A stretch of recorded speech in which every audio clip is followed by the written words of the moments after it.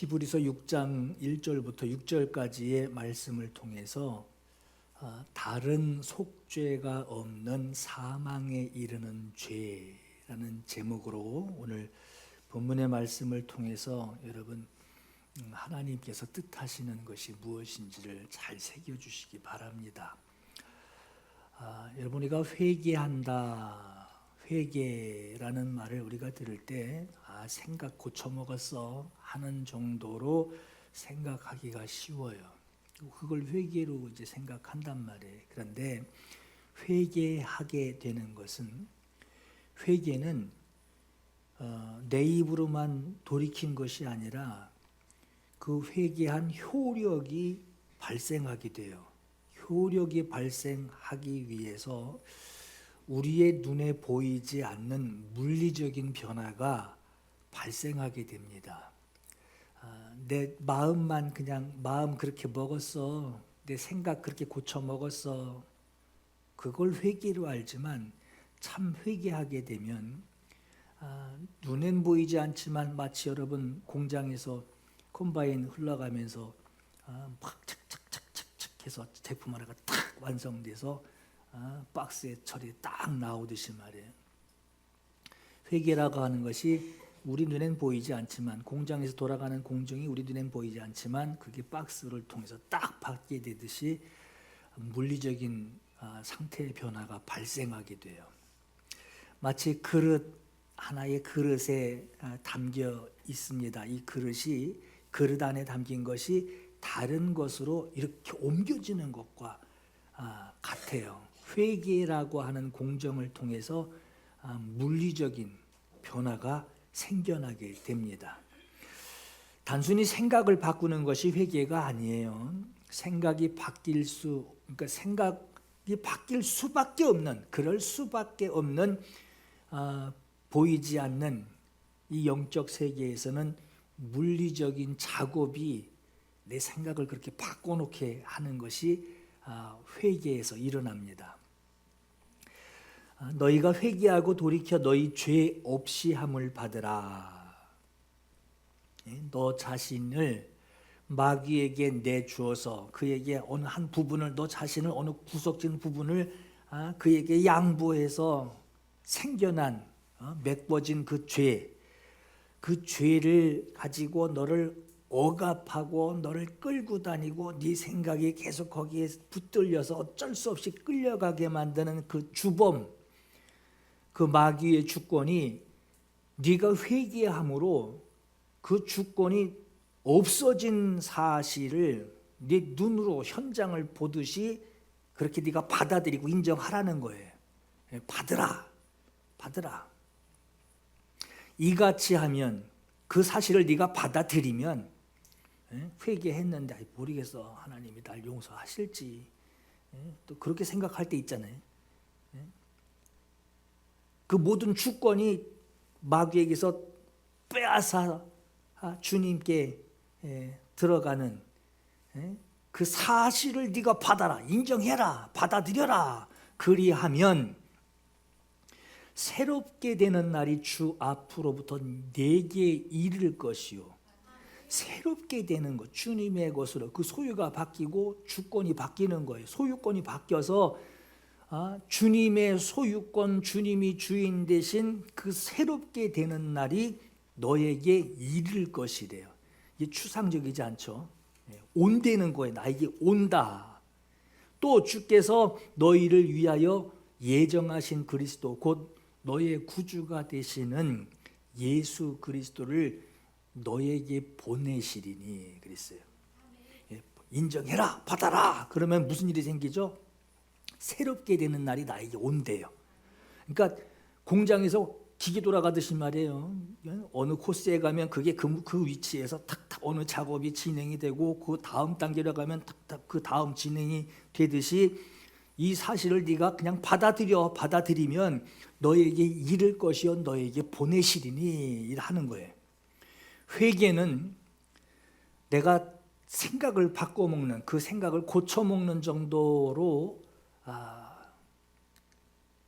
그 정도 수준이 아니라 내 자신을 내주었던 저것에게 내가 순종한다 하고 내주었던 그 소유권이 합법적으로 옮겨지는 그 물리적인, 눈에 보이지 않을 뿐이에요, 물리적인 현상이 일어나게 됩니다. 영적 상태에도 물리적인 상황이 발생해서 마귀에게 주었던 나 자신이 주인이 바뀌는, 완전히 주인이 바뀌는 물리적인 현상이 일어나는 거예요. 너희 자신을 종으로 내주어. 여러분, 내주어가 몇 번 나오는지 보세요. 내주어, 아주 주는 거예요. 이동이 있어요.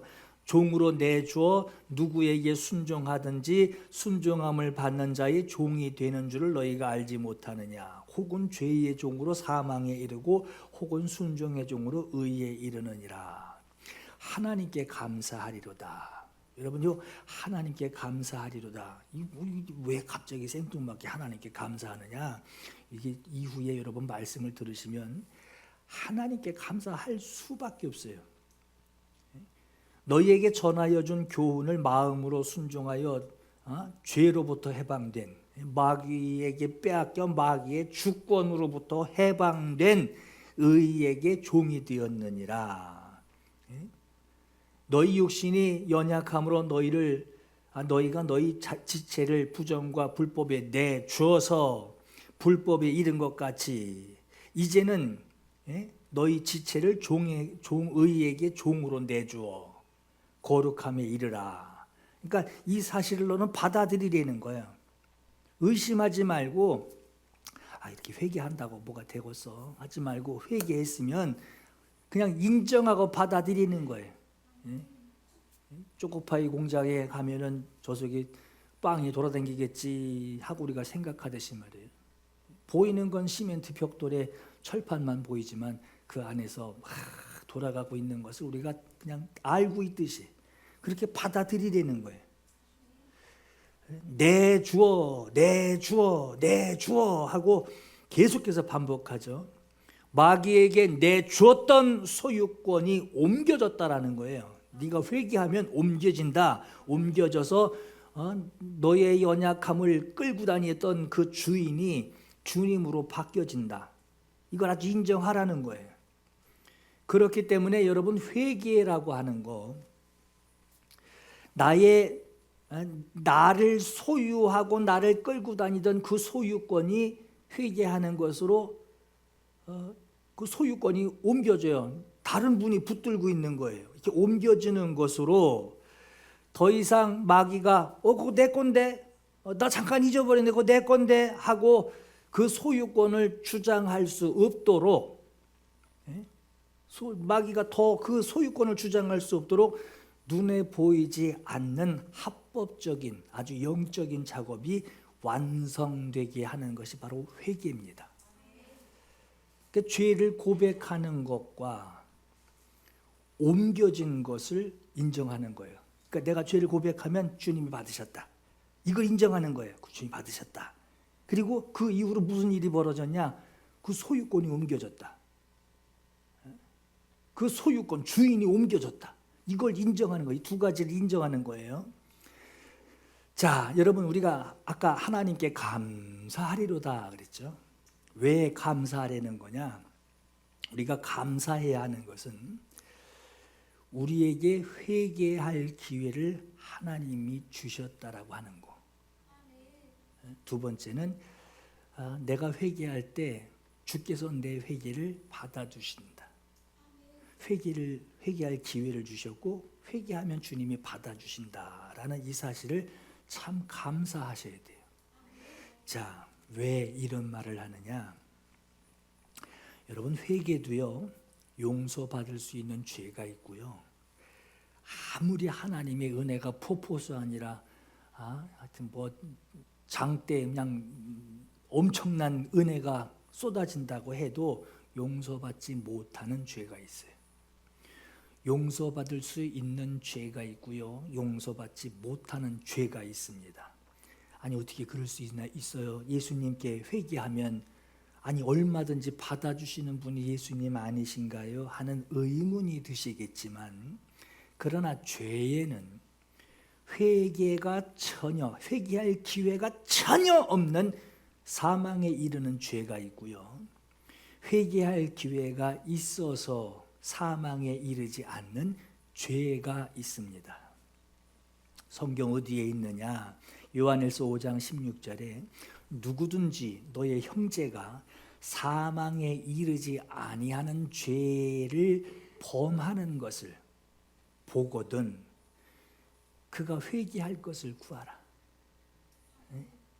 그리하면 사망에 이르지 아니하는 범죄자들을 위하여 그에게 생명을 주시리라. 회개하면 주신단 말이에요. 그러나 사망에 이르는 죄가 있다. 사망에 아무리 회개해도 소용없다는 거예요. 사망에 이르는 죄가 있으니 이에 관하여 나는 그에게 구하라, 회개하라, 뭐 이런 거 중보해줘라 하는 거 구하라 하지 않노라. 중보기도 하지 말라는 거예요. 이런 죄가 있대요. 그 사람이 그 죄를 범한 사람은 회개할 기회도 주님이 주시지 않을 뿐더러 회개하지도 못할 뿐이지만 다른 사람이 그 사람을 위해서 중보해도 주님이 거절하신대. 하지마 하고 거절하신다는 거예요. 모든 불의가 죄로되 사망에 이르지 아니하는 죄도 있고 사망에 이르는 죄가 있다는 거예요. 여러분, 성경에 사무엘이 기름 부은 그 사울이 하나님이 사울에게 계속 순종을 요구하십니다. 참 순종을 계속해서 찾으시는데 그 순종을 찾으시는 하나님께서 사울에게 순종할 기회를 연달아 계속 주시는데 순종하지 않아요. 순종하지 않는 것으로 사무엘을 통해 하나님께서 사울에게 이렇게 말씀하십니다. 여호와께는 순종이 제사보다 낫고 거역하는 것은 점치는 죄를 짓는 것과 같고 완고한 것은 고집 부리는 것은 우상에게 절하는 죄와 같음이라. 왕이 여호와의 말씀을 버렸으므로 여호와께서도 왕을 버려 왕이 되지 못하게 하셨나이다 하고 말하고 돌아서려고 하는데 사울이 사무엘에 돌아서는 그 옷자락을 잡습니다. 옷이 북하고 찢어져요. 옷자락을 붙잡고 찢어진 옷자락을 붙잡고 이런 말을 합니다. 내가 범죄하였을지라도 내 백성들 앞에서 나를 높여주세요. 나와 함께 당신의 하나님께 예배하는 모습을 저들이 보게 해주세요. 이러고 말하는 거예요. 사울에게 계속해서 불순종의 죗값이 얼마나 중한지를 알게 합니다. 알게 합니다. 하나님이 당신에게 순종을 요구하는데 당신은 순종하지 않습니다. 거역하는 것은 점치는 죄와 같습니다. 당신이 고집 부리고 완고하게 부리는 것은 우상에게 절하는 죄와 같습니다 하고 말하며 당신을 하나님이 버렸습니다. 이런 말을 해주며 회개할 기회를 줘도 가슴 치는 일이 없고 오히려 당신 하나님이 버렸습니다 하는 이 말을 듣고도 죄가 드러났단 말이에요. 죄가 드러난 건 회개할 기회를 준 것인데 무슨 말을 하냐? 사람들 앞에서 부끄러움 당하지 않으려고 자기 체면 먼저 생각하는 지경까지 가게 됩니다. 나보고 뭐래? 그 사람들이 나보고 뭐래? 하나님은 고쳐놓으려고 그러는데 나보고 뭐래? 사람들이 뭐래? 나보고 뭐래? 나한테 뭔 얘기해? 하는 얘기를 그것 먼저 떠올리는 거예요. 여러분, 사울이 얼마만큼 회개할 수 없는 단계에 다다르게 됐는지 여기서 우리가 볼 수 있어요. 사무엘은 자기가 기름 부어 왕을 자기가 세운 그 왕, 그 사울이 하나님께 버림을 받아 회개를 순종할 것을 계속 권면하며 순종하십시오 하고 권면하며 기회를 찾고 전해 주었는데도 순종하지 않는 그 사울을 자기가 기름 부어 왕 세웠단 말이에요. 안타깝게 보는 거예요. 누구보다 안타깝단 말이에요. 기도하지만 하나님은 사무엘에게 이런 말씀하십니다. 내가 이미 사울을 버려서 이스라엘 왕 되지 못하게 했거늘 네가 그를 위하여 언제까지 슬퍼하겠느냐. 사무엘은 하나님의 이 한마디 말씀 듣고 죽는 날까지 사울 안 봅니다. 그 이후에 사울을 한 번도 만난 적이 없어요. 여러분, 지난 시간까지 계속 이어서 드린 말씀이 사단이 사람에게 영향을 끼치는 사단의 전략 3단계가 있다고 했어요. 첫 번째가 억누름. 누구나 겪어요. 이거는 예수 믿는 사람 누구나, 그리스도인 누구나 겪습니다. 눌러요. 환경적으로 누르고, 생활에 누르고, 정신적으로 누르고, 몸 아파서 누르고, 누구나 겪는 억누름이 있고, 두 번째는 거기에 붙들려서 사는, 붙들려 사는 사로잡힘이 있고, 세 번째는 이제 끌려다니는 거죠. 이렇게 이 상태 되면은 끝난 겁니다. 하나님 당신을 버려. 그 사람들 뭐라 그래? 사람들이 뭐라 그래? 아니, 하나님 신경 쓰고 사람들이 날 뭐라 그래? 날 어떻게 여겨? 회개할 마음도 없지만 기회도 없고 그를 위해 중보하지도 말라는 거예요. 억눌림, 사로잡힘까지는 그 사람을 들것에 실어서 날라오던, 멱살을 잡고 끌고 오던, 주님께 끌고 와서 은혜를 구하며 회개하는 자에게는 주님이 치유해 주시고 회복을 그에게 주셔서 회복이 가능하게 하시지만, 이 세 번째 단계인 완전히 지배당해서 그 단계에 들어가게 되면 정신이 없는 게 아니에요. 정신이 말짱합니다. 깨끗하고 정신이 아주 똑바릅니다. 이성적으로 똑바른 상태에서 아주 신중하게 물건 고르듯이 말해. 이거 살까 저거 살까 이거 살까 막 신중하게 그냥 훅 지르는 게 아니라 아주 신중하게, 물건 하나 사도 막 한 달 걸리고 두 달 걸리고 아주 신중하게 생각을 하며 뭘 결정하냐? 하나님 거절할 거 결정하는 거예요. 아주 정신이 오락가락하는 게 아닙니다. 아주 눈이 동글동글하고 신중하게 생각하는 거예요. 화면 들여다보면 저거 살까 요거 살까 어떤 게 좋을까, 이거 사면 누구한테 자랑할 수 있을까, 별 궁리 다 해가면서 물건 사듯이 말이에요. 이성적으로 아주 신중하게 복음을 거절합니다. 그에겐 회개할 기회가 없다라고 하는 거예요. 여러분, 여기 좀 두리뭉실하죠. 자, 얘기 들어보세요. 그리스도인이 경험하는 5가지 경험이 있어요. 이 5가지 경험은 우리가 구원을 얻게 되고 영생을 얻게 하게 해주시는 하나님이 우리에게 경험하라, 5가지를 경험하라 하고 경험하게 하시는 과정이에요. 그런데 이 5가지를 경험을 하고 이 5가지를 부정하거나, 다 경험했어요. 나도 그거 먹어봤어. 나도 그거 알아. 경험했어요. 근데 그걸 부정하고 아주 신중하게 생각하며 난 그래도 그거 내 거 아니야 하고 거부하게 되면 그 사람은 회개할 기회 없습니다.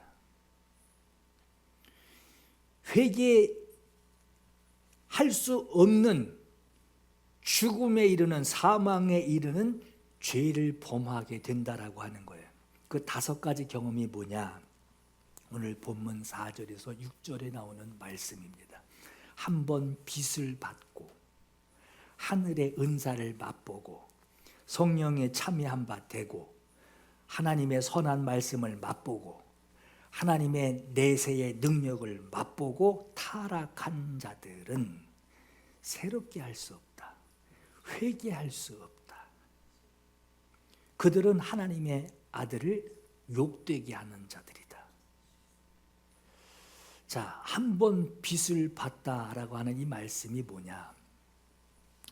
한 번 빚비침을 옛날 개약 성경인데 한 번 빚비침을 받고 이제 빚을 능력 받고 막 이런 걸 생각하죠. 한 번 빚비침을 받고 그 뭐 이렇게 막 쓰러지고 막 이렇게 막 뭐가 나오고 막 이러는 그런 걸로 생각을 하는데 여러분 여기 그 뜻은 이 말씀은 그 뜻이 아닙니다. 한 번 빚비침을 받았다라고 하는 것은 요한복음 8장 12절에 예수께서 나는 빛이요 그랬어요. 나는 세상에 온 세상을 비추는 빛이요. 요한복음 1장 9절에는 참 빛, 세상에 와서 각 사람에게 비치는 빛, 각 사람에게 훤히 비춰주는 빛. 뭐 은사를 주고 뭐 그냥 나가 쓰러지고 막 이런 능력을 준다는 게 아니라 자기를 보게 하는 거예요. 조명받듯이. 꼼꼼한데 막 서로 막 어울려 살던 사람들이 빛을 쫙 비춰주는 거예요. 각 사람에게 비추는 빛이 있었나니 했어요. 요한복음 3장 19절에 그 정죄는 이것이니 빛이 세상에 왔을 때 사람들이 자기 행위가 악함으로 빛을 쫙 도둑놈이 꼼꼼한 데서 막 이루고 있다가 빛 비치니까 으아 하듯이 말이에요. 자기 행위가 악함으로 빛보다 어두움을 더 사랑한 것이라. 악을 행하는 자마다 빛을 미워한대요. 빛을 미워한대요. 아주 진절머리나 아주 싫어하듯이 빛을 미워한대요. 빛으로 오지 아니하나니 이는 그 행위가 드러날까 함이요. 자, 미워하는 것 반대가 뭐냐? 진리를 따르는 거예요. 하나님의 말씀을 듣고 자기를 보는 거예요. 말씀을 듣고 자기 모습을 거울에서 보는 거예요. 어메 세상에 여기 이런 점이 있었어? 여기 이렇게 똥이 묻어 있었어? 꼼꼼할 때 몰랐는데 훤한 게 아유 비치지 마 하고 빛으로 오기를 싫어했던 사람들 반대편에 진리를 따르는 자는 빛으로 오나니 이는 그 행위가 하나님 안에서 행한 것임을 나타내려 함이라 그랬어요. 여러분 똑같은 사람끼리 다 모아놓고선 살게 해봐요. 여기에 이만한 혹 달린 사람들끼리 다 모여 살게 해봐요. 여기 혹 없는 사람이 이상한 사람이 되는 거예요. 똑같은 죄인끼리 모아놓고 살게 해면요, 거기서 죄에 대한 심각성을 모릅니다. 다 그렇게 살아. 다 이렇게 다도 푹 찔리고 막 다들 그렇게 살아. 기분 나쁜 나는 확 누른다. 이러고 심각성을 모르고 살아요. 여러분 우리나라 이제 총 소지가 안 되지만 미국 같은 경우는 총 소지가 되잖아요. 빵빵 쏘는 게 이상하게 비지 않습니다. 놀라지 않아요. 그 총 다 맞을까봐 그게 걱정인 거지. 우리나라에서 총 들고 있었다? 이건 놀랄 노자입니다. 그렇듯이 여러분 죄인들끼리 모아놓으면요, 그 죄가 얼마나 심각한지를 몰라요. 못 느껴요. 나만 안 당하면 되는 거예요. 이게 거울에 비친 자기 모습을 봐야 씻을 마음이 생기고 어떤 감동이 생기죠. 나 그거 지금 급한 게 아니야. 좀 빨리 가서 씻어야 돼 하고 이제 생각을 하죠. 빛을 받았다라고 하는 것은 하나님의 말씀을 듣는 거예요. 각 사람에게 비치는 빛이에요. 하나님의 빛, 네 모습을 봐라 하고 빛을 비춰주는 그 말씀을 듣고 자기가 죄인인 것을 스스로 자각하는 거예요. 하나님 말씀 듣고 나니까 가슴 치는 거예요. 나 어떡하냐, 나 지옥 가는데 어떡하냐 이러는 거예요. 자기가 죄인인 것을 자각하게 하는 빛을 받았다라고 하는 거예요. 알게, 인지하게 했다는 거예요. 참 빛을 받았습니다 라는 이 말은 빛을 받고 죄인을 대속해 나를 살려주십시오. 나를 구원해 주실 분이 내게 필요합니다. 나는 죽습니다. 이걸 알게 하고 구세주가 필요한 것을 알게 한다는 거예요. 이게 빛비침이에요. 여러분 얼굴 몸 더러우면 물부터 찾죠. 나 물 필요해. 물 필요해. 나 더러워. 지금 엄청나게 더러워. 팔이 꼬여. 더러워. 그 뭘 찾는 거예요? 포기하는 게 아니라 물 찾는 거예요. 나 물 좀 줘. 하고 찾듯이 나에게 구세주가 필요합니다. 이게 빛 받는 겁니다. 두 번째, 하늘의 은사를 맛보고 했죠. 여기서 은사는 여러분 제가 금요일 날 말씀드렸는데 은사는 선물이에요. 여기서 이제 도레아라고 그러는데 죄인에게 구세주가, 더러운 얼굴 씻을 사람에게 물이 필요하듯이 죄인에게 구세주가 필요한 것을 알게 하시고, 절망하며 아주 난 여기서 끝이구나 하고 절망하는 자들에게 너 절망에서 벗어나라. 어떻게 해요? 자 하고 선물 주는 거예요. 이게 은사입니다. 은사를 맛본다라는 거예요. 여러분이 헷갈리실까 봐 제가 말씀드리는데, 성경에 은사라고 써 있는 단어에 원어가 다른 두 글자가 있어요. 한글은 은사예요. 우리말로는 은사인데 원어상의 두 단어가 다릅니다. 죄인에게 구세주가 필요한 것을 알게 하시는, 그게 은사라고 그러는데, 그 하나는 여러분 우리가 잘 알고 있는 그 성령의 9가지 은사 있죠. 말씀의 은사, 능력 행하는 은사, 믿음의 은사, 지식의 은사, 이 은사, 그 성령의 9가지 은사를 말할 때는 카리스마라고 읽어야 합니다. 그게 은사예요. 카리스마. 또 하나는 같은 은사로 번역을 하는데, 오늘 본문에 나오는 하늘의 은사를 맛보고라고 하는 카리스마가 아니라 도레아예요. 도레아로 읽어야 하는 은사가 있습니다. 우리말로는 한글로는 똑같아요. 은사 이렇게 써 있는데, 원어를 보면은 원어에는 도레아하고 카리스마 이렇게 나오는데, 이제 여러분 성령의 은사 9가지 은사를 말하는 그 은사 카리스마는 감사합니다, 감사하다라는 뜻이에요. 우리 저 사람 참, 우리 저 딸내미도 어제 그러더라고요. 우리 목사님 저기 대전에 있는 목사님, 우리 목사님 카리스마 있다고 그래요. 원래 카리스마가 뭐 이렇게 쓰러지고 이 카리스마가 아닙니다. 우리 잘못 쓰고 있는 거예요. 카리스마는 감사하다라는 말이에요. 왜 이런 말이 나왔느냐? 카리스라고 하는 말이 은혜라는 말입니다. 그리고 뒤에 붙는 마라는 것이 결과예요. 은혜 받은 결과. 그게 바로 감사예요. 은혜 받은 결과. 저 사람 참 카리스마 있어. 하나님 감사합니다. 이게 카리스마예요. 하나님 뭐라도 주님이 시키시는 일 아주 다 주님 충성하겠습니다. 이게 감사예요. 이게 카리스마예요. 막 소리 냈다 지르고 막 쓰러뜨리고 막 말 안 들어, 이게 카리스마 아닙니다. 이건 이상한 걸로 생겨난 말이에요. 저 사람 참 절도 있어, 이런 말 쓸 때 괜히 카리스마 있어 그러죠. 카리스마는 은혜 받은 결과예요. 여러분 고린도 후서 9장 15절에 말할 수 없는 그의 은사로, 여기 카리스마예요. 말할 수 없는 그의 은사로 말미암아 하나님께 감사하노라. 카리스마, 감사하다. 그래서 나는 하나님 앞에 충성하는 자요, 하나님이 원하시는 대로 섬기는 자요, 유카리테스오, 유카리스테스오라는 거예요. 하나님 앞에 섬기는 자. 하나님께 감사하는 생활과 아주 밀접한 관계가 있는 것이 카리스, 은혜 풍성한 상태의 카리스마. 그래서 은혜 받은 결과 감사하는 생활을 하고 있다. 이게 카리스마에 참조하셔서 들으시라는 거예요. 그런데 같은 은사인데 오늘 말씀에는 이 카리스마가 아니라 도레아 그랬어요. 그러니까 하늘의 은사를 맛보고, 선물이란 뜻이에요. 선물. 하나님이 주신 선물이 있어요. 나 어떻게, 난 죽었어 나 어떻게, 말씀 들으니 나는 완전히 지옥의 안방이야, 어떻게, 이리 와라. 그래 다 주는 거예요.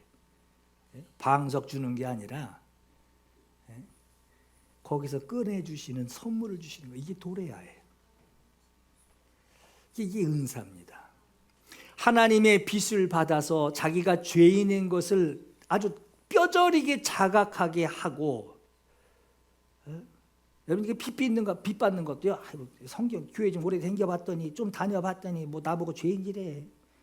좀 다녀봤더니 뭐 예수 믿어야 되는데 영접해야 되는데 그 정도는 알고 있어요. 근데 자각은 아니에요. 들은 풍월이지.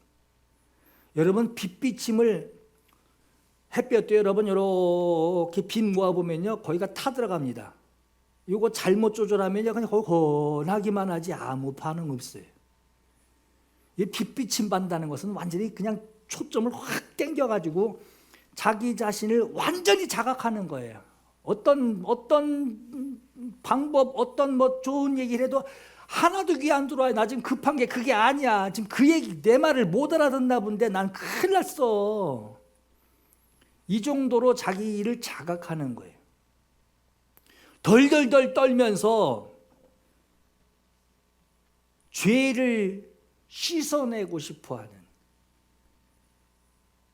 덜덜덜 떨면서 나 이거 큰일 났다 이거 하고 자기를 씻어내고 싶어하는 그 죄인이 두려워하고 간절해할 때, 그때 들고 온 그 선물을 전혀 맛보지도 구경도 느끼지도 슬쩍 본 것도 아닌 아주 그냥 절망 가운데 있는 상태에서 자기의 죄를 자각한 사람이 하나님의 선물을 받는 거예요. 맛보는 거예요. 용서받을 죄인에게 구세주가 오셨다. 용서받아야 할 죄인이 용서받을 방법이 없는데 주님이 선물로 누가 온 거예요? 예수 그리스도가 오신 거예요. 예수 그리스도는 하늘의 은사입니다. 이 은사가 왜 카리스마에 얘기하는 게 아니에요. 은사는 선물입니다. 도레아라는 선물이에요. 맛봤다라고 하는 것은 구원받았다라는 거예요. 구원받았다. 아주 한숨을 아이고 큰일 날 뻔했네. 구원받았다. 이게 맛봤다라는 거예요. 좀 댕겨보니까 그냥 좀 알만할 것 같아. 이게 맛본 게 아니라 아이고 큰일 날 뻔했다. 나 몰랐으면 난 아이고 깜깜해라. 이게 구원받은 거예요. 여러분 이 단어, 이 도레아라고 하는 단어를 여러분 성경 읽을 때 그냥 훅 지나간 데가 있어요. 우물가의 여인이 예수님 만날 때 예수님이 그 여인에게 하신 말씀에 이 도레아가 들어있어요. 네가 만일 하나님의 선물과, 이 도레아입니다. 하나님의 은사와, 도레아 하나님이 너에게 줄 선물이 있는데 몰랐지 너. 하나님의 선물과 또 너에게 물 좀 달라 하는 선물이신 분인데 선물로 너희 주님이 와서 물 좀 달라 하니까 누구요 하듯이 말이에요. 그건 누구고요 하듯이 말이에요. 하나님의 선물로 오셨는데 너에게 물 좀 달라 하는 내가 누구인 줄 네가 알았으면 네가 그에게 구하였을 것이요 그가 생수를 내게 주었으리라. 이때 하나님의 선물이라는 것이 바로 도레아라고 하는 선물인데 예수님 자신이에요. 자, 세 번째, 성령에 참여한 바가 되고 그랬어요. 이 얘기는 예수님의 하나님 하늘의 선물로 예수님의 선물이신 예수님을 받은 자에게, 예수님 영접한 자에게 그에게 성령이 임하시는 거예요. 성령의 세례를 받는 거예요. 성령의 감동을 받는 거예요. 성령의 소유가 되는 거예요. 자, 요한복음 14장에 내가 아버지께 구하겠으니 그가 또 다른 보혜사를 너희에게 주사, 행동이 나오죠. 줬대요. 주셔서 영원토록 너희와 함께 있게 하리니. 함께, 이 추상적이 아니란 말이에요. 너에게 줬다. 네, 받았습니다. 이게 어떻게 된 거죠? 이게 함께 계신다. 네, 알겠습니다. 하고 함께 있게 하리니 그는 진리의 영이라 세상은 능히 그를 받지 못하나니 이는 그를 보지도 못하고 알지도 못함이라. 그러나 너희는 그를 아나니. 성령에 참여하는 게 뭐죠? 성령이 있는지도 몰라요. 했던 사람이 성령이 나와 함께 하십니다 하는 고백을 할 수밖에 없는, 네가 그를 안다는 거예요. 이제 그를 알게 됐다라고 하는 거예요. 그는 너희와 함께 거하시며 또 너희 속에 계시겠습니다. 아주 사실을 그대로, 눈에 보이지 않지만 그대로 물리적인, 영적이지만 물리적인 상황을 지금 얘기를 하고 있어요. 주셔서 들어오셨고 함께 계시며, 그분 떠나지 않으시고 내 속에 계신다. 네가 그를 알지 않느냐. 세상은 전혀 몰라요. 내 안에 성령이 있는지 뭐가 있는지 몰라요. 세상은 예수쟁이야 저 사람, 교회 댕겨, 이 정도만 알지 모른단 말이에요. 눈에 보이지 않는 물리적인 변화. 네 번째, 선한 말씀을 맛보고 그랬어요. 선한 말씀을 맛보고. 히브리서 5장 12절에 단단한 음식은 못 먹고 젖이나 먹어야 할 자는 어린 아이니 의의 말씀을 경험하지 못한 자요 했어요. 젖이나 먹는, 우리 저 교회 유치부 막내 둘이 저 유리방 저 유아실에서 그 가르쳐. 예수님은 하나님의 아들, 뭐 이것만 이제 매주 했었어요. 예수님은 하나님의 아들. 가르쳤는데 이제 계단 올라가서 주방 가면 뭐 예수님은 하나님의 아들 이거 생각 없어요. 그냥 떡밖에 줘요. 막 그냥 뭐 소리 지르고 막 그래요. 그 예수님은 하나님의 아들. 이걸 반복해서 가르칩니다. 반복해서 가르치는 것은 뭐 올라가면 또 아무 소용 없는 것 같죠. 근데 가르치는 것은 그렇게 잘하게 하는 거죠. 예수님 하나님의 아들이시다. 예수님 무슨 말인지 듣던 건데 가르치는 거죠. 그런데 여러분, 고기 맛을 아는 어른이 만마밀, 매일 유업에서 나온 만마밀 안심 이유식 먹어라. 그러면 콧방귀도 안 깹니다. 고기를 줘야지 무슨 이유식을 주고 그래. 콧방귀도 안 깨요. 그렇듯이 단단한 음식을 경험한 사람은 씹으면 씹을수록 맛이 느껴지는, 단단한 음식을 경험한 사람은 하나님의 뜻을 알고 순종하지만, 자, 그렇게 된 사람이 반대로 있어서는 안 되는 일이 벌어질 수도 있어요. 그걸 알고도 불순종할 때가 있단 말이에요. 이게 하나님의 말씀인 뜻이, 애들은 몰라. 세상은 더 몰라. 애들도 몰라. 이 말씀의 깊이를 몰라. 그냥 예수님은 하나님의 아들, 그것만 알아. 어디서만 들어봤던 건데요, 이거밖에 몰라. 근데 단단한 음식을 곱씹고 아는 말씀 패스하는 게 아니라 그 말씀을 막 씹고 어떤 날 막 꿈에 막 그 말씀이 흥 나타나. 이걸 씹고 또 씹고 하니 거기서 손물이 나온단 말이에요. 이게 하나님의 뜻을, 나에게 향한 하나님의 뜻을 알게 되지만 아는데 안 해. 불순종해. 여기 참 변수죠. 어디 가서 듣지도 못할 말을 들었는데 안 해. 무슨 말이냐? 갓난 아기 같은 그리스도인은 실수합니다. 실수하지만 그것 때문에 용서받지 못하지 않습니다. 용서받지 못하는 죄를 범할 수 없다라고 하는 거예요. 용서받는단 말이에요. 그러나 단단한 음식을 맛본 사람은 알면서도 맨정신에 신중하게 생각해야, 내가 이렇게 하면 목사가 어떻게 얘기할까? 내가 이렇게 하면 내가 좀 내 위신이 어떨까? 뭐 별거 다 재가면서 하나님 말씀은 그렇게 중요하게 여기지 않습니다. 그리고 거역을 합니다. 용서받지 못하는 죄를 범하게 되는 거예요. 내세의 능력을 맛보고 그랬죠. 성령의 능력을 맛봅니다. 성령의 능력. 예전에 성령이 뭐 나와 함께 하신다는 거 듣기만 했지 몰라요.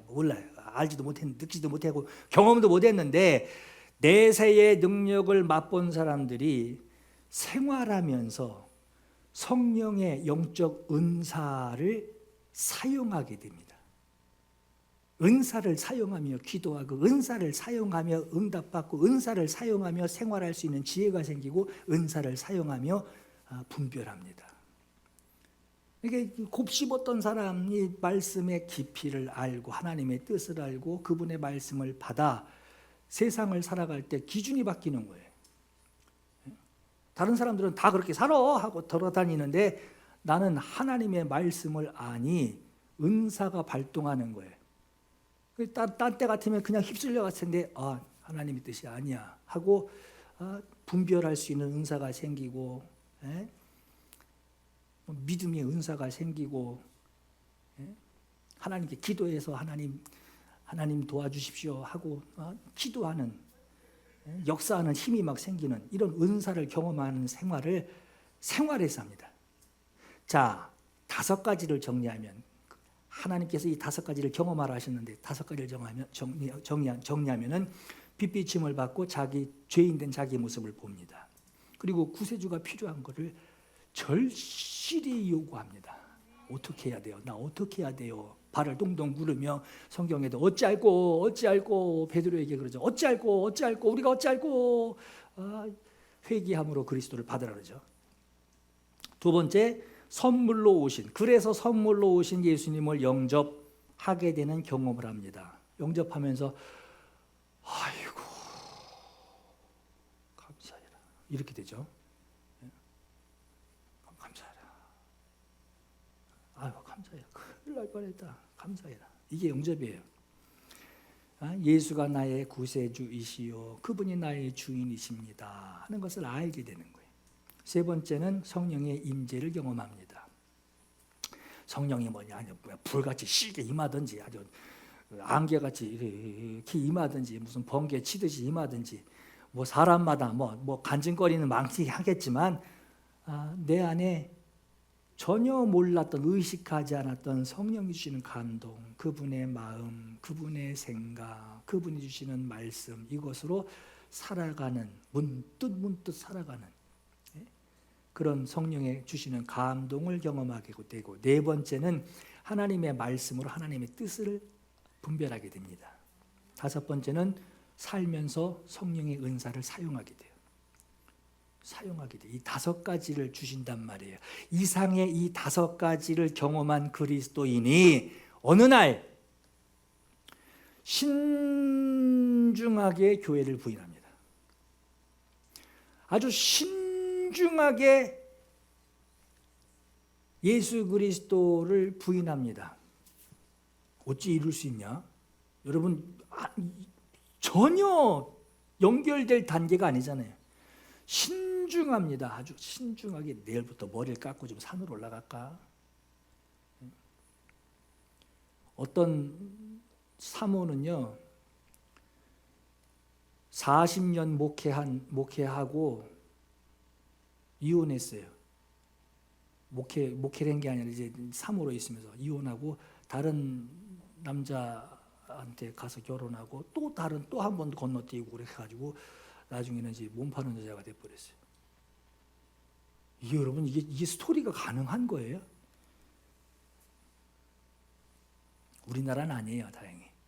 제가 얘기하는 거는 이게 가능하냔 말이에요.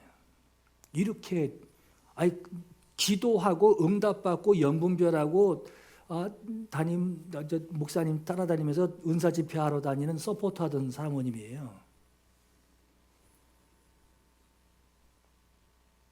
순식간에 거부하게 되면서 그 여인이 그 여인을 위해서 그 사모였던 사람을 위해서 기도하던 사람에게 그 사모였던 사람이 뭐라 하냐면 아주 입에 담기도 힘든 말을 했단 말이에요. 그분이나 지옥 가라고 그러라고 예수님한테 그렇게 얘기하고 떠났단 말이에요. 나를 위해 기도하지 말라고, 나를 더 이상 붙잡지 말고 신경도 쓰지 말라고, 그분이나 지옥 가라고 그러라고 이루고 떠났다는 거예요. 여러분 이 5가지 누구나 경험할 수 있지만 이걸 통해서 내가 구원을 얻고 하나님의 자녀가 되고 이 땅에서의 하늘나라를 사모하고 그 소망을 가지는 사람을 되게 하신단 말이에요. 근데 이것을 와르르 무너뜨리게 되면 그 뒤로는 그 회개가 가능하겠냔 말이에요. 제정신으로 생각해도, 이성적으로 생각해도 그런 사람이 어떻게 회개를 할 수 있겠냔 말이에요. 이렇게 타락하게 되면 다시는 회개할 수 없다라고 하는 거예요. 한 번 그리스도인 됐다. 아유, 나 대단했어. 난 대단했다 그러는데 그리스도인의 활동을 했다고 해서 계속 그리스도인 되는 게 아닙니다. 중간에 그리스도를 부인하고 이전의 생활로, 예수 영접하기 이전의 생활로 마귀 따라다니며 사는 그 생활로 결정하게 되면 예수 그리스도를 부인하게 될 때 그 사람은 예수 그리스도와 함께하는 삶을 신중하게 포기한 사람이에요. 요한복음 8장 31절에 너희가 내 말에 거하면 그랬죠. 여기 생략된 게 있어요. 계속해서 거하라는 거예요. 나 그 집 한번 갔다 와 봤어. 근데 집 구조는 별로 생각이 안 나네. 내 말이 너희 안에 거하면, 너희가 내 말에 계속하여 거하면, 지금도 관계 유지하려는 거예요. 참 내 제자가 되고 진리를 알지니 진리가 너희를 자유롭게 하리라. 계속하여 거한다라고 하는 것은, 여러분, 말씀은 글이 아니죠. 내가 까서 봐야지, 열어서 봐야지 보이는 게 아니라 이 말씀이 탁 들어오면 살아서 운동력 있게 역사한단 말이에요. 이게 운동력이 있기 때문에 말씀에 계속해서 거한다라고 하는 것은 한번 경험했으니 됐다, 나 그거 알아, 몇 장 몇 절에 뭐 있어가 아는 거 아니라 예수님과의 관계가 계속 지속되고 있다라고 하는 거예요. 이 5가지 모두를 경험했어도 예수님과의 관계가 계속 되어지지 않으면 타락한 거예요. 이 6절에 타락한 자들은 다시 새롭게 하여 회개할 수 없나니 이는 그들이 하나님의 아들을 중간에 이렇게 딱 가로치고 여러분 욕되게 함이라 그랬어요. 하나님의 아들을 욕되게 함이라. 다른 속죄 방법이 없다라고 하는 거예요. 사람들이 자기를 보고 아유 집사님, 아유 권사님, 아유 성도님 하고 불러주니까 난 그러니까 그리스도인이야, 나 교회 다니는 사람이야 하고 단정하기 쉽지만, 그러나 그건 거듭난 증거가 아닙니다. 그냥 호칭이에요. 그냥 호칭. 주변에서 날 보고 뭐라고 부르던 간에 거듭난 증거가 뭐냐. 그 여러분 예수님도 우리 보고 아이고 아무개 집사님, 아무개 권사님 이렇게 부르겠어요? 아무개야 하겠지. 그 직분을 내가 얼만큼 감당했느냐 하고 그걸 물으시지. 아유 집사님 오셨어요? 이쪽으로 가시죠. 권사님, 아유 이쪽으로 가시죠. 아유 장로님은 저쪽으로 가시지. 이렇게 하지 않는단 말이에요.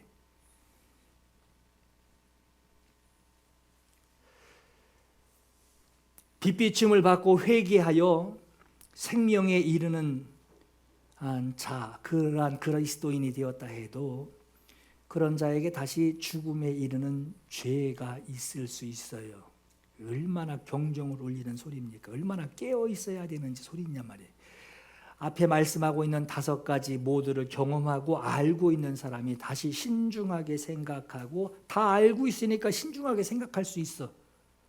물건 하나하나를 다 장단점이 뭔지를 파악하고 나서 물건 고를 때 신중하게 고를 수 있어요.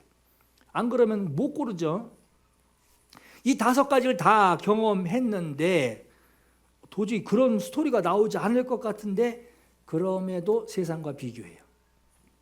다시 신중하게 생각하고 자기와 상관없는 것으로 부인하게 되면 다시는 보혈의 은혜를 그는 경험할 수 없고 회개할 수도 없는 죄를 가지게 됩니다. 그래서 히브리서 10장 26절 29절에 이 말씀에 죽음에 이르는 죄가 있으니 이를 경계하고 너희는 너희 믿음을 살펴라 라고 하시는 거예요. 26절에 우리가 진리를 아는 지식을 받은 즉, 5가지를 다 경험했단 말이에요. 진리를 아는 지식을 받은 후에 짐짓 죄를 범한 즉 다시 속죄하는 죄사가 없고 했어요. 여러분 여기 짐짓 죄를 범한다라고 하는, 여기 범하는 죄를 아유 오늘 아유 제가 생각을 좀 짧았어요. 오늘 제가 좀 실수했습니다. 실수해서 짓는 그 죄를 말하는 게 아니에요. 여러분 이거 잘 구분하셔야 돼요. 예? 아유 제가 잠깐 거기에 눈이 휙 돌았어요. 아유 정말 죄송합니다. 그래서 그 죄를 얘기하는 게 아닙니다. 마귀가 사용하는 건 이걸 사용하는 거예요. 예? 마귀 성경에 뭐라 하죠? 참소하는 자라 그러죠.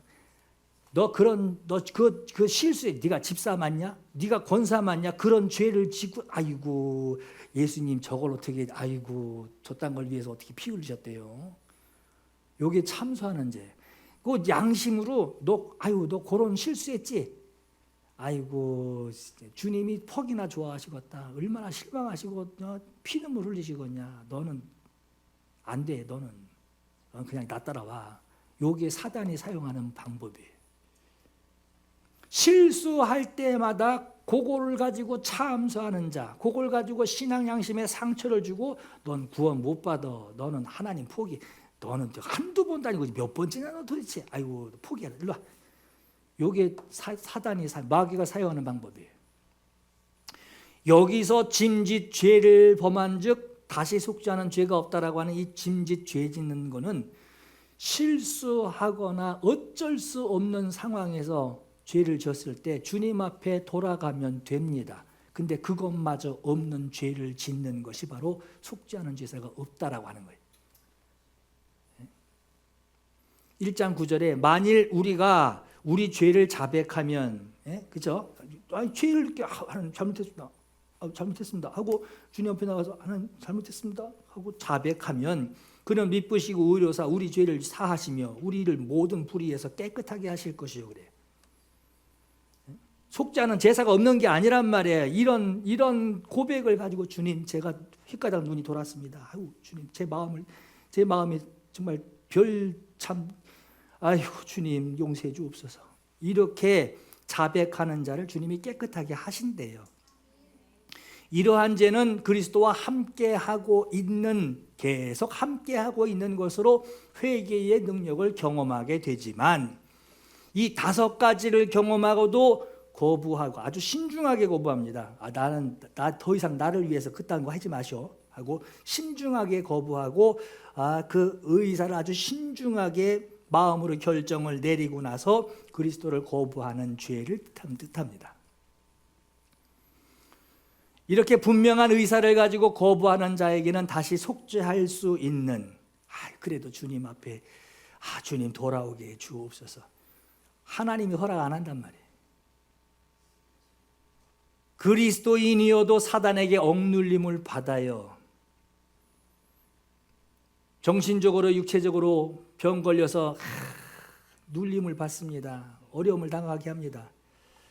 자신의 그 한 부분, 그 부분을 마귀의 영향력을 그대로 그냥 수용해 받아들이게 되는 그 죄를 경험하게 돼요. 그 죄라는 걸 알게 돼요. 그러나 자기의 연약함으로 받아들이게 된 그 죄를 예수님께 들고 나와서 예수님 저 또 왔어요 하고 예수님과의 관계가 끊어진 게 아니에요. 또 왔어요 주님 하고 예수님께 자백하면 그 죄를 사하시고 너 몇 번째냐 이거 아니란 말이에요. 사하시고 깨끗하게 해주시는 경험을 하게 됩니다. 왜 그러죠? 너도 낯짝이 있지 어떻게 또 왔냐 이게 아니란 말이에요. 저 주님한테 올 수밖에 없어요. 주님 저 왔어요. 이건 관계란 말이에요.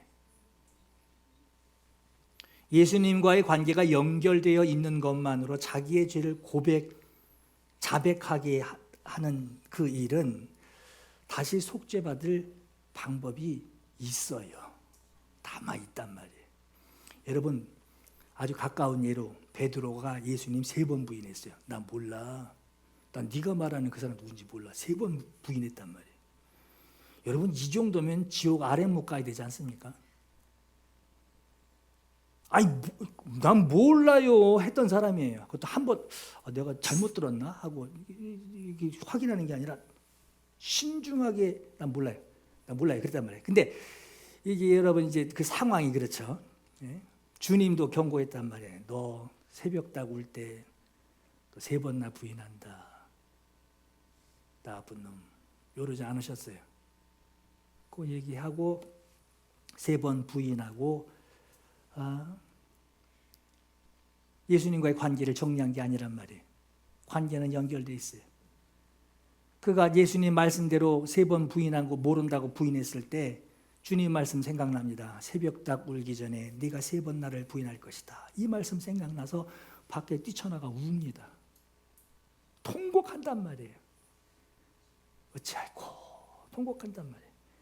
그리고 보세요, 여러분. 예수님이 부활하시고 나서 바닷가에 서 계십니다. 고기 많이 잡았냐 했더니 한 마리도 못 잡았습니다. 그랬더니 요한이 옆에서 주님이시다 하니까 베드로가, 여러분 그 사람들은 염분 때문에 고기 낚시할 때는 옷 다 홀랑 벗고 낚시합니다.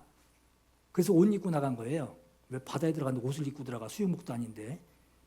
홀랑 다 벗고 어부 고기잡이 하기 때문에 주님이시다.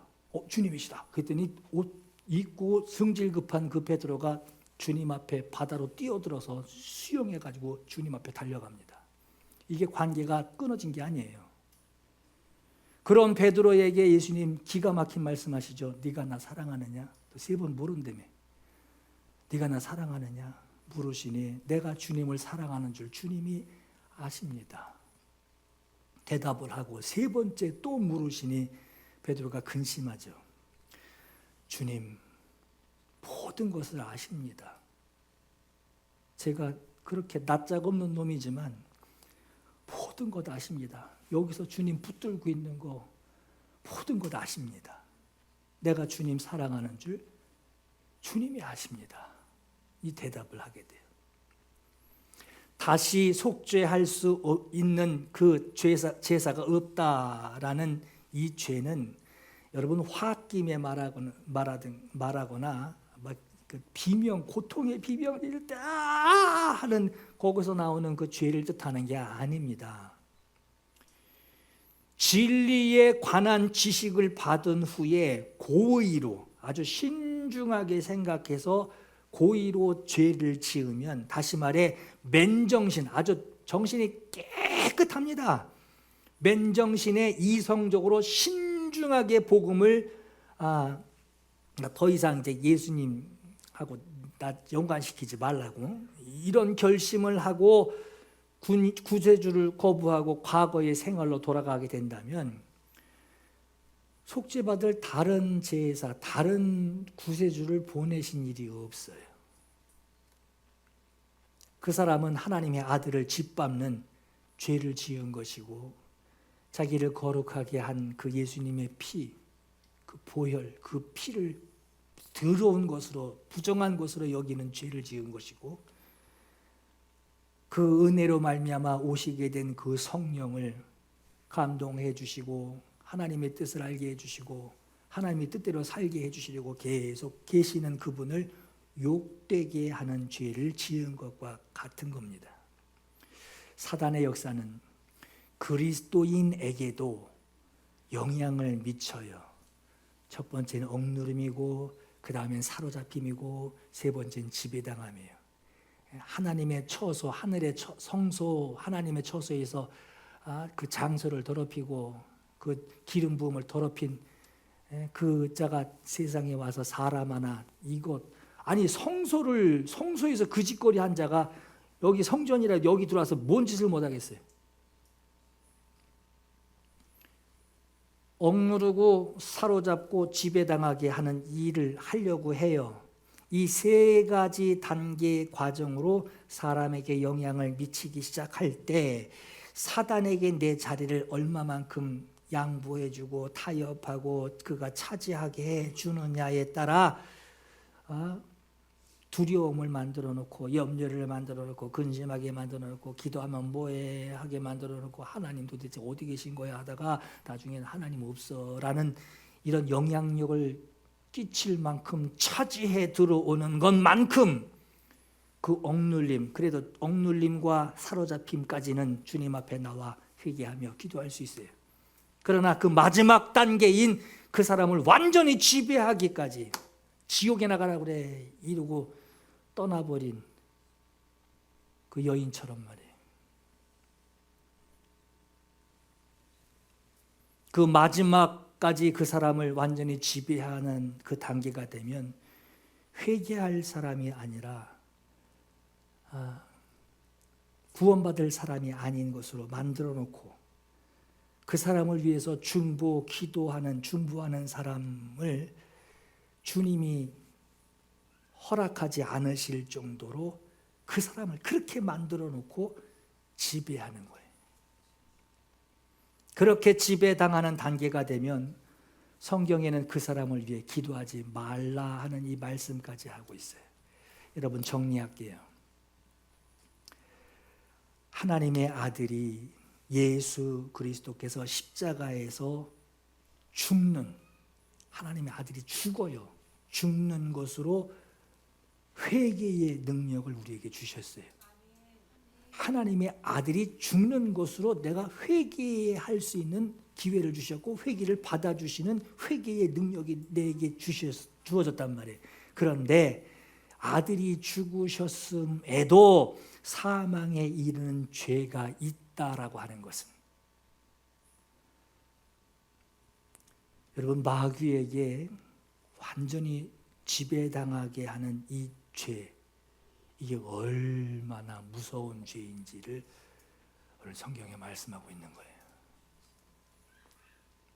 예수 죽으시고 얻어낸 게 회개인데 그 회개도 소용없는 죄가 있대요.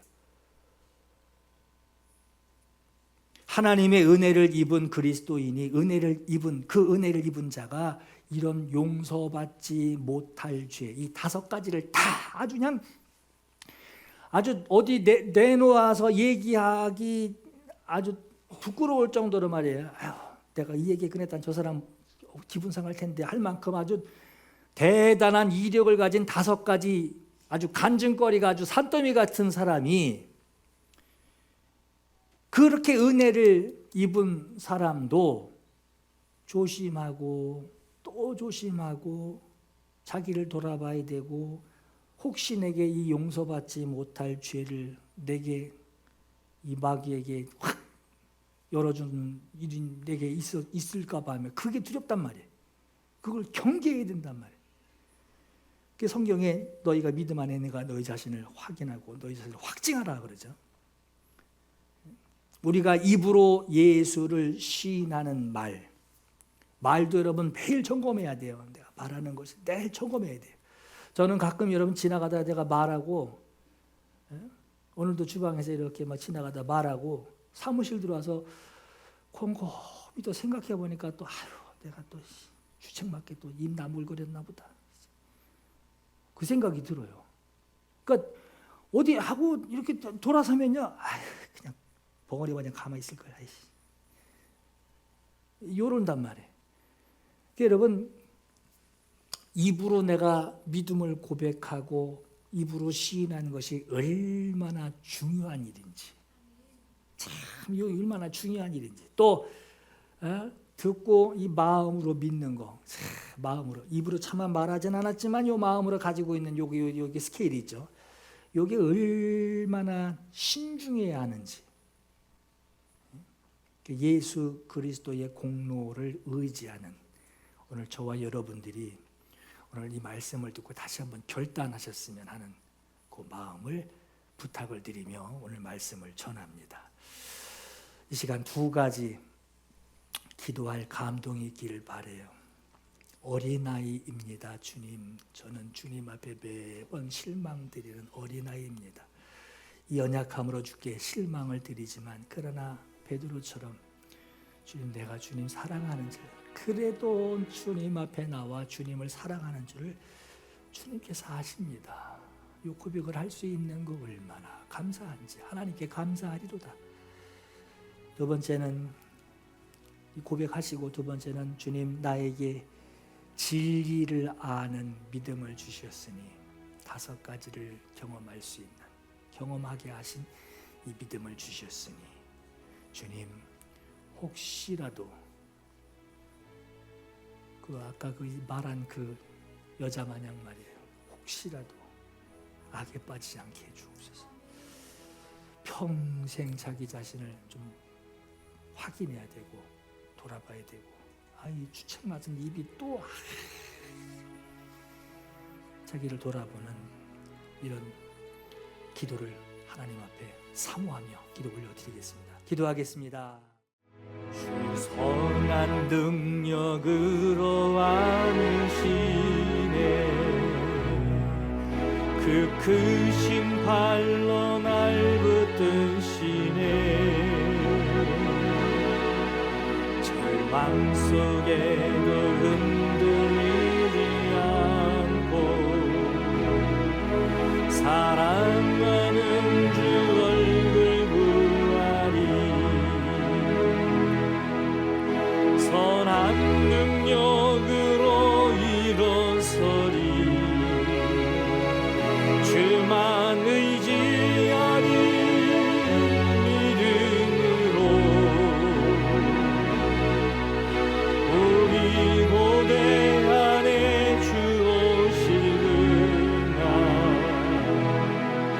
영광의 새날을 맞이하리. 이전의 괴로운 날 애워싸고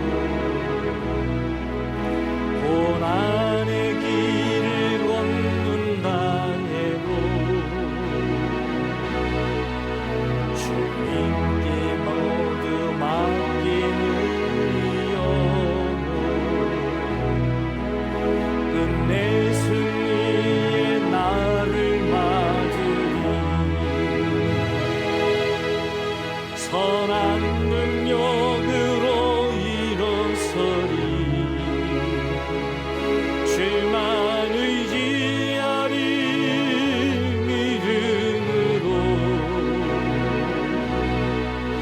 우리 고대 안에 주 오시느냐. 영광의 새날을 맞이하리. 주님이 마신 고난의 승자